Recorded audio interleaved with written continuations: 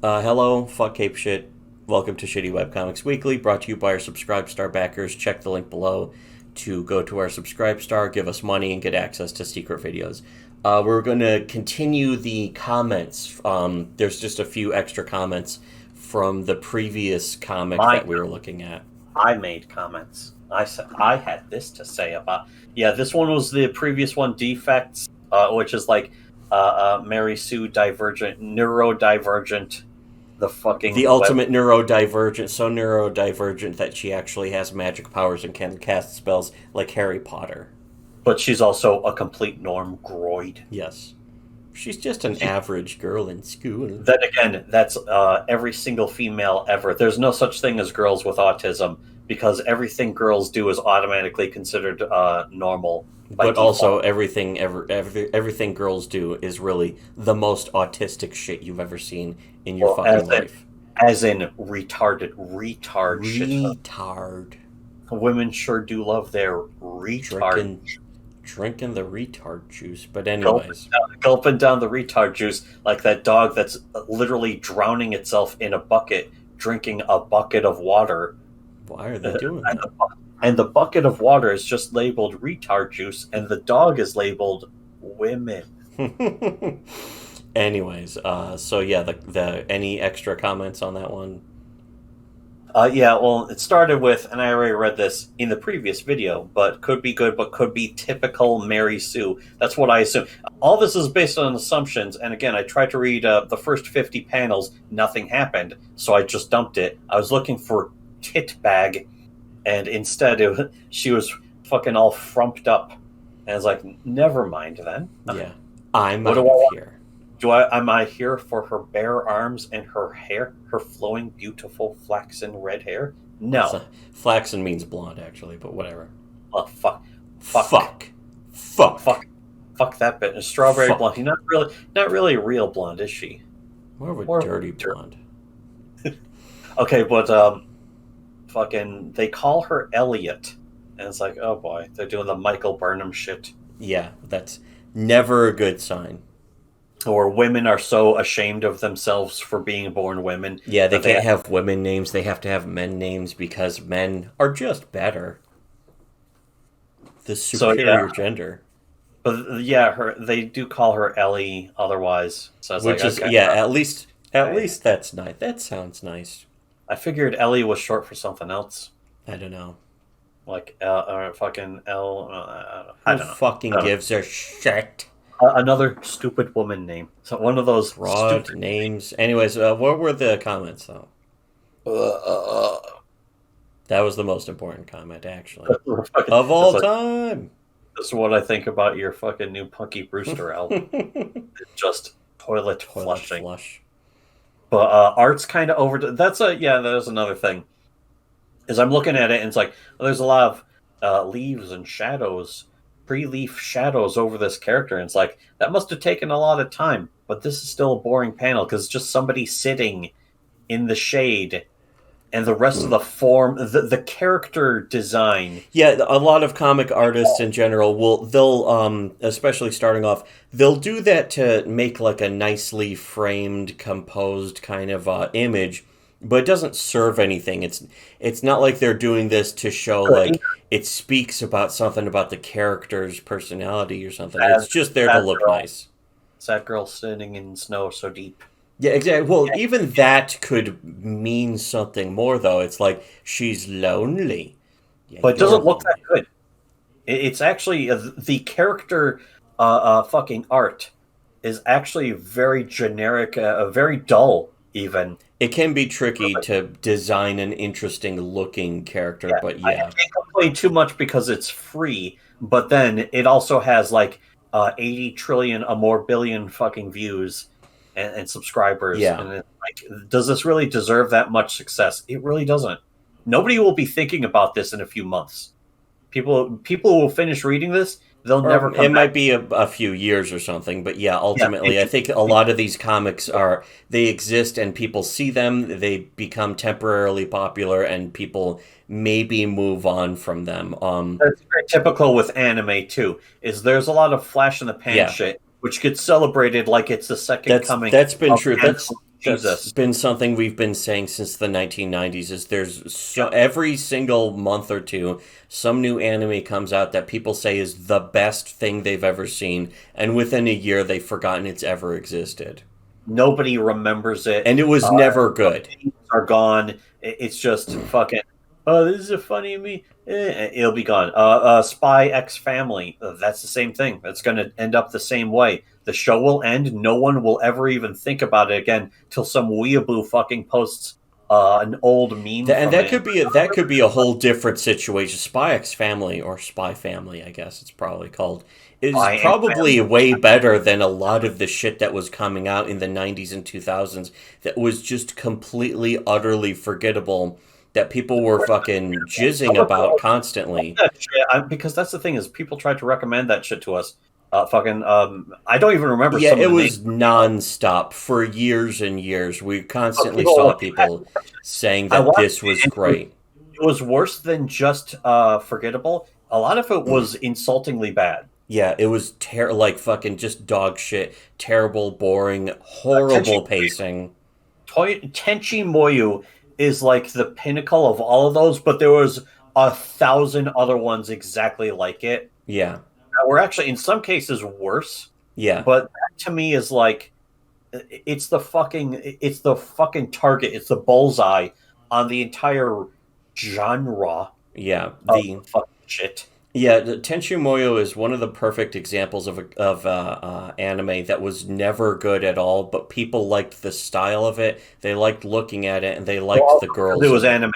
It was like, oh, it's anime, it's foreign, therefore I'm fine, high Yeah, that cultured, high class, high quality, and also they're rich.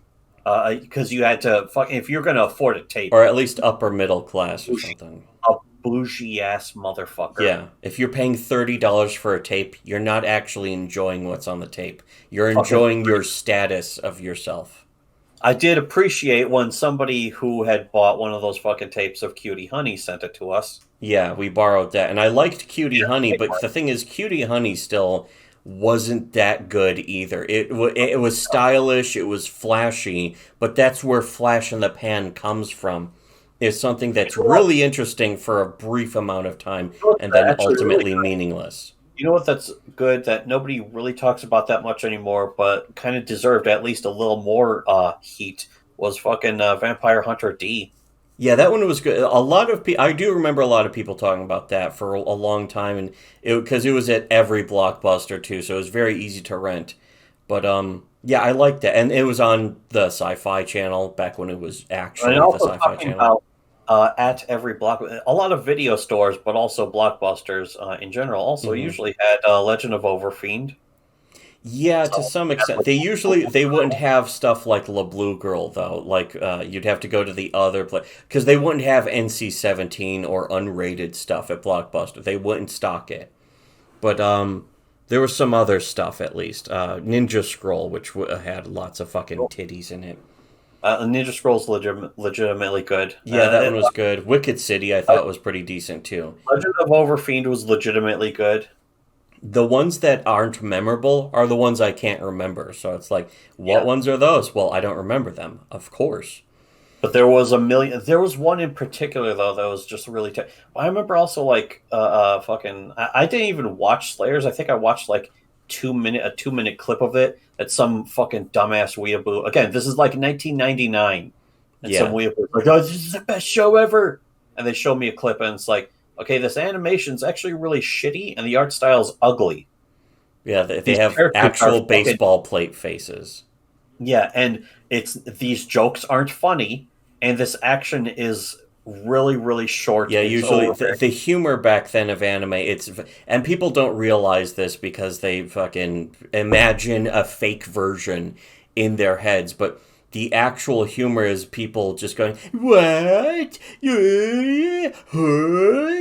And that's it. That's the humor of anime from the late 90s and the I feel 2000s. I feel almost a little insulting to even say this, but I mean the sense of humor for a lot of Japanese comedy, especially back then, a little bit less so nowadays, but especially back then, it was fucking really bad. Yeah, it was completely humorless. It was just the idea, the imitation of like a guy dressing up in a wacky suit that looks really ugly and stupid, and it's like, okay, now what? Well, what do you mean now what? That's the whole joke. You don't find that funny? Not really, no. What else do you got?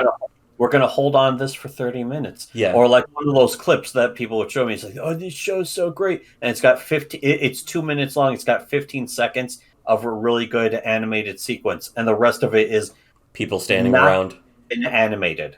Yeah, people standing around, not even really mouth movements because everyone's shot from the back. It's like, yeah, that was actually one of the things. At least in Cromartie, they fucking straight up make fun of that. Yeah. And that was supposed to be cheap. It's a simple little fucking cartoon. And that deserved more attention. Also, those made actual jokes, though. That was actual funny. That was actual humor. Yeah, that's called a joke, Japan. Yeah, exactly. And they had that in some of that. Azumanga had actual jokes. That was good slice of life. And that's what everyone kind of wishes they could imitate. I think speaking of which, though, we should finish up the last two comics we're going to look at. We still haven't even finished reviewing. We fucking had to interrupt because we needed to go on that tangent. Yeah, that was important. All of that was important. It was worthwhile and good. But anyway, yeah, the characters being over-designed but plain. Yeah, that's the thing. And you could just see it when you look at it. It's like, it's kind of boring. Mm-hmm. This is your shot. I don't care if it's free on Webtoon. This is your chance to get seen, to get noticed. And you didn't seem to work very hard on it. Chance to shine. But anyways, even if you assume every page is just one panel, the way it scrolls is still boring. Still violates the page one rule. Even if you count the first 10 panels as one page, it's violated the fucking page one rule because all she's doing is sitting around. I forgot what the fuck even happened, but she's sitting around, then she's crying, and then she's fucking talking to a child, and it's just plain expositional. Nothing is happening, and the exposition is, oh, what are we're gonna do something today. Well, let's go have breakfast. That's the exposition. Yeah, and it's like nothing's happened. This is your comic. Yeah, that's all stuff that should be cut, or at least cut to immediately. Because if it's not informing the character, then you're wasting the audience's time. They're talking about what kind of breakfast they're having, and they don't even reach the level of Tourette's guy bacon and eggs. Yes. Or a fucking bird flying around in his house. Yeah, that is better slice of life than all this other fucking Webtoon Animu style slice of life shit. A bird flying around his house, so it lands on a cuckoo clock, and then he fucking throws a brick at it and smashes the clock. Just destroys it, yeah.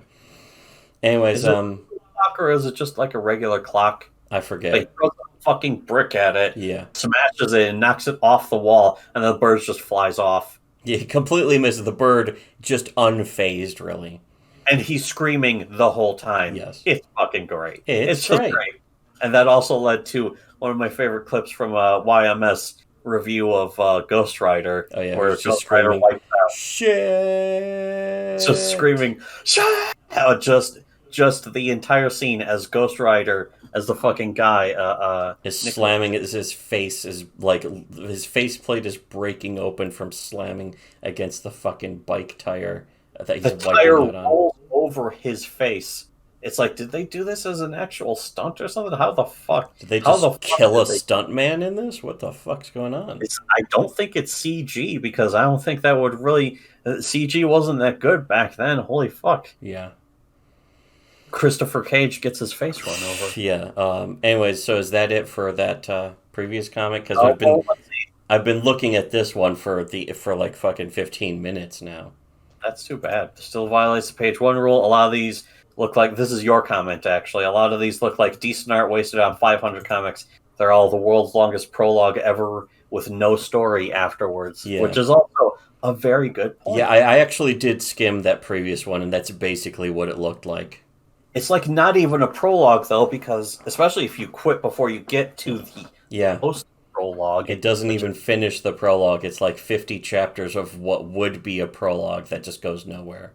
But I mean, even the fucking synopsis, nothing from the synopsis has happened in like the first several pages. Yeah. But once you get kidnapped, any of that shit, I don't know.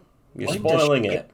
I'm hoping when she gets kidnapped, it's like Marion from Double Dragon. Yes. Fuck it, just socked right in the fucking Just bread basket.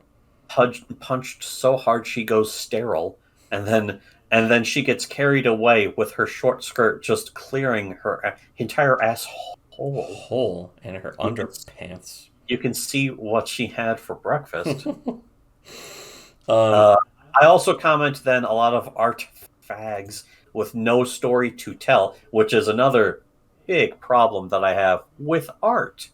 fuck Is none art. of them are storytellers, but they think they're storytellers. A lot of people Yeah, who have keyboards who think I'm a writer, I have I thoughts. can write a blog. I have thoughts.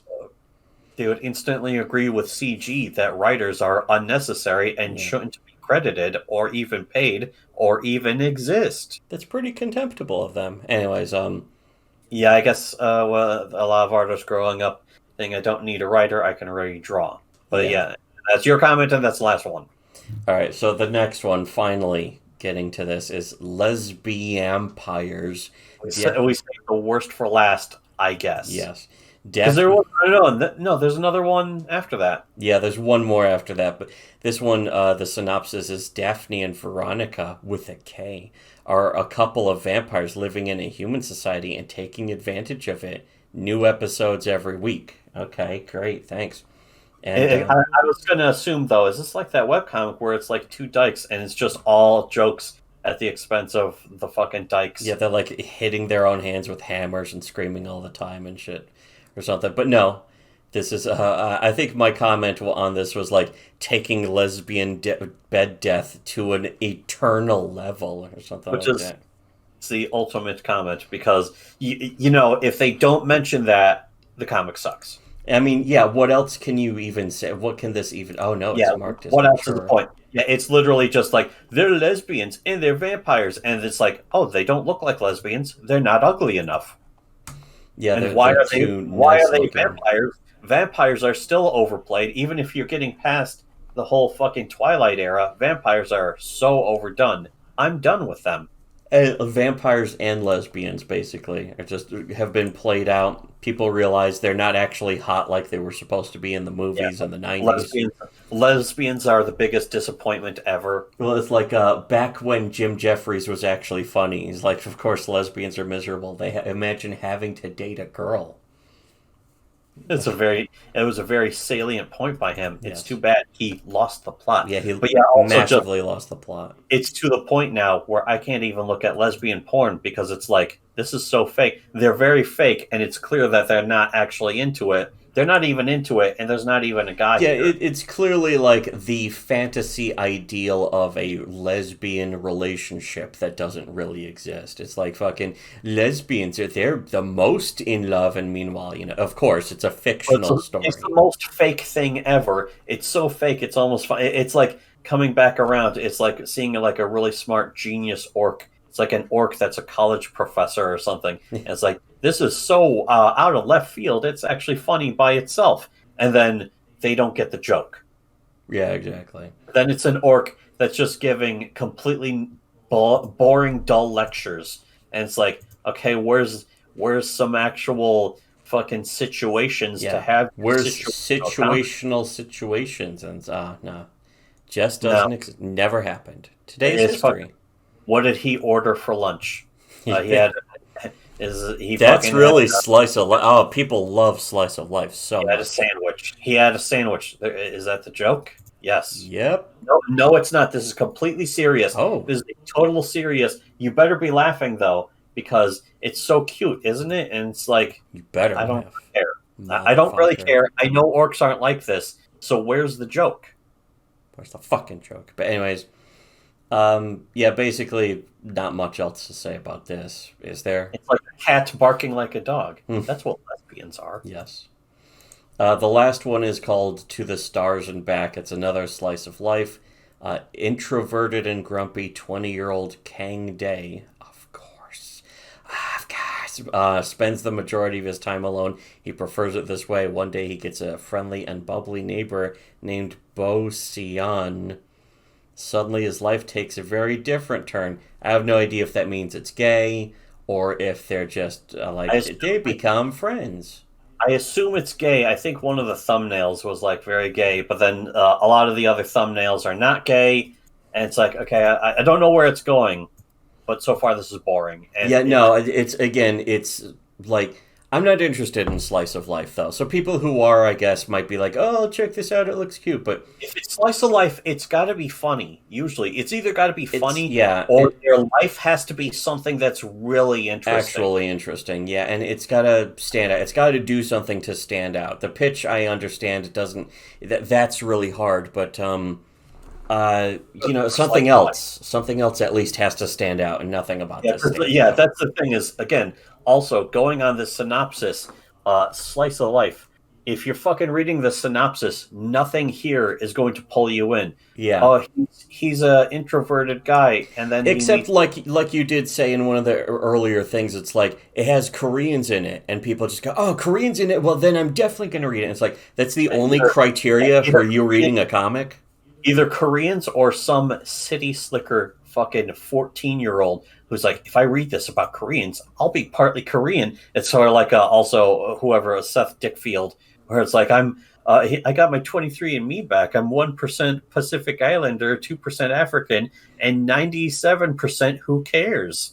And it's like that's within the margin of error, though. So really, you're just 90. I thought you were Jewish too. Apparently you're not even Jewish. Not even. It was just that Nick Mullen would constantly quote him with that very stereotypical Jewish kind of voice. But his name is Seth, and then also he just acts like an absolute total J word. A total J word, K word. But speaking of K words, that's the thing, is that yeah, but people just act like Korean anything, K-pop and K-rock and all that kind of stuff is like so much better and more interesting because it's foreign. You mentioned Ghost World, and it's like, oh yeah, the beginning of that movie is she's watching it was like a Bollywood film, Bollywood musical from the 60s or something.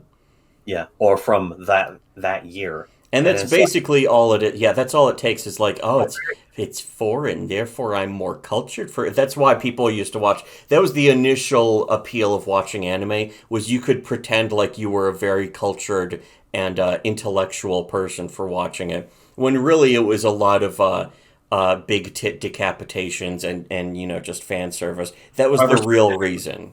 Somebody was bringing up, say, it was like some guy, but he was like a fucking kid or something, and it's like Sailor Moon, they're not naked when they're doing the transformation sequence. And it's like, okay, yeah, fine, whatever. Like, who gives a shit? Yeah, they are, and who gives a shit? If you're a guy and you're watching Sailor Moon, why are you trying to rationalize so hard? Just desperately trying to rationalize the legitimacy and importance of how they're not being sexualized. It's actually very important. It's like it's a kid's cartoon. It's a kid's cartoon. I'm not objectifying the female form. Okay, gay. That's the thing. That's what anime was about, was people trying their hardest to convince themselves above everyone else that what they were watching was actually important instead of just entertainment. It wasn't good enough for it to be entertainment. The same for like the Metal Gear Solid games. The majority of people who go around telling you they like that the Metal Gear Solid games have good stories are people who are trying to convince themselves that it's not just a video game, that it's actually important and means something.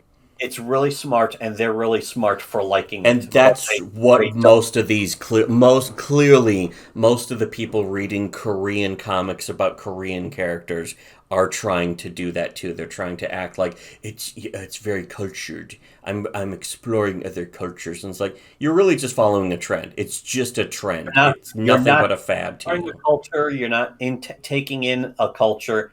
A lot of these are written from the perspective of Americans, people who are of Korean background. They're fetishized. They want to fetishize the idea of Korea as being like so exotic, but also so more down to earth and relatable and relatable. That's so relatable. Let's dance. That's so relatable. But also Akira and Ghost in the Shell. Yeah, which weren't very good either. The Akira manga was good. The Akira movie sucked a dick. That's the biggest shame of it is they took the manga, which was good, and they turned it into a bad movie, but it had really high quality animation. So that And sold people. violence. It had a lot of violence. Don't forget, it had violence, it had fucking titties, and it had fucking some action and that kind of shit. It didn't even have that much, though. No, not really. Which is the same for. See, that's the thing with all anime. It was essentially just a lot of style and no sub. Like the Akira anime movie had no substance to it. Ultimately, the Akira manga actually had substance because it was about the idiocy of these dumb fucking teenagers. One of them had like basically got psychic powers, and he was like, "Okay, for my, here's what I'll do with psychic powers. I'll get all the drugs. I want to just do drugs and keep doing more drugs." And the other guy, the sort of the protagonist, was a complete dolt, and none of that's really communicated in the movie. But it's communicated not only perfectly in the manga, but it's actually pretty funny because of how stupid he is all the time. And that's the point. They're just dumb teenagers. There's no greater purpose to what most of them are even doing. Some of the ones who do have some kind of greater purpose are kind of stuck up their own ass about them, and they're all mixed in with this bizarre plot of like human experimentation that went wrong. And there's nothing a wrong lot of with it's played for doing fun. That.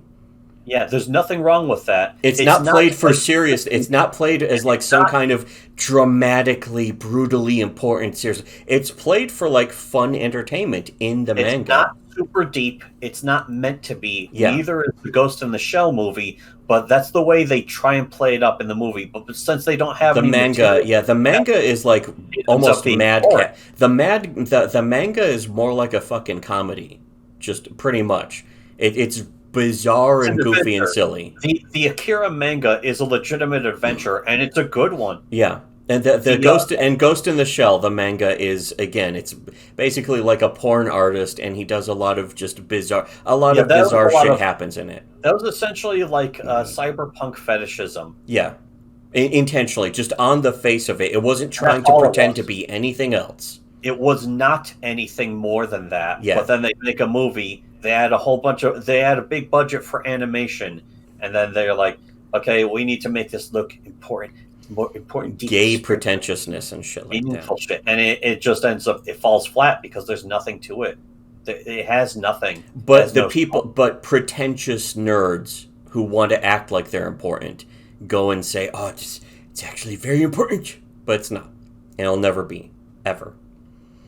So yeah, that sums up all of this. As usual, some easy episodes fired up, but with insight into the human race that you and art and entertainment and creation and writing that you will never get anywhere else. That's why you should go to our Subscribestar and give us money, because we're telling you what nobody else will tell you, what nobody else will ever say to you, because they're dishonest and we're just too honest.